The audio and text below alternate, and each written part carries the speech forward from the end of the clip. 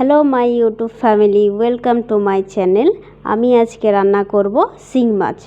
এটা বেসিক্যালি সবজি দিয়ে ঝোল খায় সবাই, আমি যতদূর জানি। এটা আমার নিজস্ব একটা রেসিপি বানানো, ধনেপাতা দিয়ে আলু দিয়ে শিং মাছের পাতলা একটা লাইট ঝোল। একবার এরমভাবে করে দেখুন, অবশ্যই আপনাদেরও ভালো লাগবে, ভীষণ টেস্টি হয়। চলুন দেখতে থাকুন। আমি এখানে ভালো করে শিং মাছটাকে নুন দিয়ে চটকে ভালো করে ধুয়ে নিয়েছি। এই মাছটা যেহেতু একটু লোদলোদে টাইপের হয়, তাই নুন দিয়ে ভালো করে চটকে চটকে ধুয়ে নিতে হবে। আমি সেরমভাবে ধুয়ে নিয়েছি। তারপর আমি মাছটাকে নুন হলুদ দিয়ে মাখিয়ে রেখে দিয়েছি। এখানে আমি নিয়েছি পাতলা পাতলা করে আলু কেটে নিয়েছি, একখানা বড় সাইজের কেটে নিয়েছি, ধনেপাতা নিয়েছি, 3টে কাঁচা লঙ্কা। তারপর আমি এখানে মাছটা ভাজার জন্য দিয়ে দেব সর্ষের তেল। তেলটা একটু কম দেবেন, তাহলেই হবে, যেহেতু লাইট হালকা পাতলা ঝোল হবে এটা।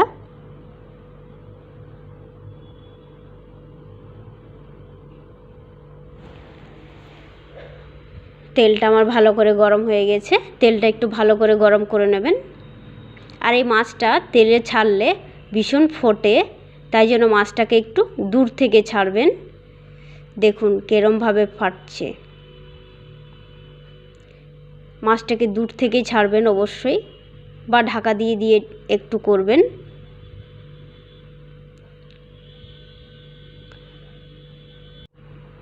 মাছটা ভীষণ ফাটে, একটু সাবধানে ভাজবেন মাছটাকে।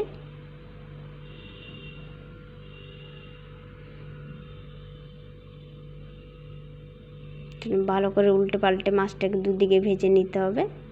এই মাছটা একটু কম ভাজতে হয়, হালকা করে ভাজলেই বেশি ভালো হয়। কিন্তু আমি হালকা করে ভাজিনি, আমি একটু কড়া করেই ভেজেছি, যেহেতু হালকা করে ভাজা আমি খেতে পারি না।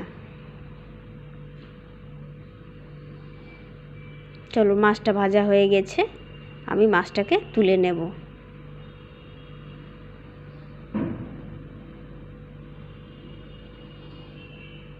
মাছটাকে আমি তুলে নিয়েছি। এরপর আমি আলুটাকে একটু ভেজে নেব। আলুটাকে একটু পাতলা পাতলা করে কাটবেন।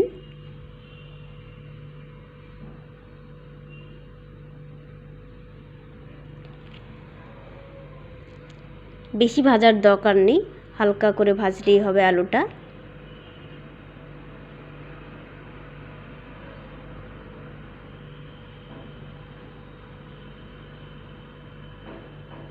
একবার এরকম করে পাতলা করে খেয়ে দেখবেন, অবশ্যই ভালো লাগবে।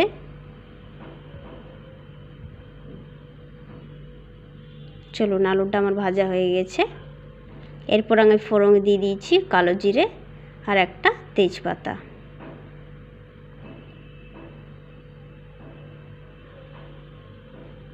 এরপর আমি দিয়ে দিলাম কাঁচা লঙ্কাগুলো।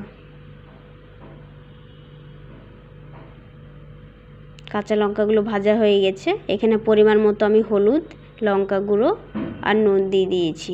এখানে আঁচটাকে একটু কম রাখবেন, একদম নিবু আঁচে রাখবেন, নাহলে মশলাটা পুড়ে যাওয়ার চান্স আছে।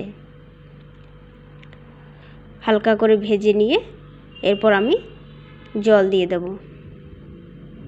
মাছটা যেহেতু ভালো করে ফুটবে অনেকক্ষণ, সেই আন্দাজে আমি জলটা দিয়ে দেব।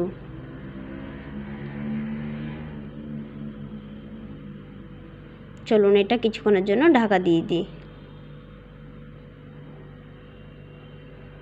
দেখুন ঝোলটা আমার ফুটে এসছে। ভালো করে ঝোলটা যখন ফুটে যাবে, তারপর মাছগুলোকে দিয়ে দিতে হবে। এরপর আমি মাছ আলুগুলোকে দিয়ে দিলাম। মাছটাকে যত ভালোক্ষণ করে ফোটাবেন, তত ভালো টেস্ট বেরোবে মাছটায়।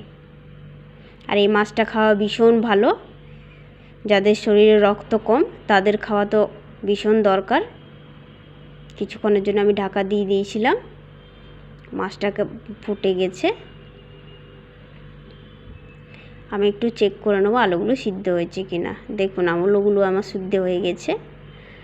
যেই ধনেপাতাটা কেটে রেখেছিলাম ওখান থেকে আমি অর্ধেকটা দিয়ে দিলাম।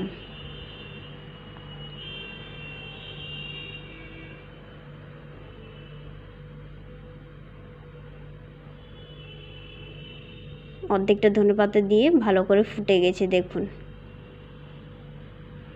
মাছটাকে যত ভালো করে ফুটাবেন তত ভালো। আলুগুলো আমার গলে গেছে, মাছটা আমার হয়ে এসছে। আমার যতটুকু ঝোল রাখবো ততটুকুতেই আমি নামিয়ে নেব।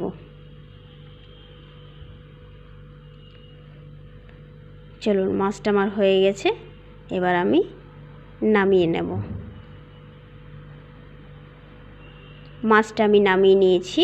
দেখুন, এরপর যে ধনেপাতাটা আমি রেখেছিলাম বাকিটা একটুখানি, সেইটা ওপর থেকে দিয়ে দেব, তাহলে গন্ধটা আরও ভালো উঠবে।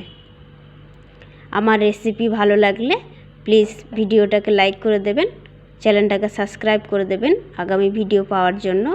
আর একবার করে দেখবেন এরকমভাবে, অতি অবশ্যই আপনাদেরও ভালো লাগবে।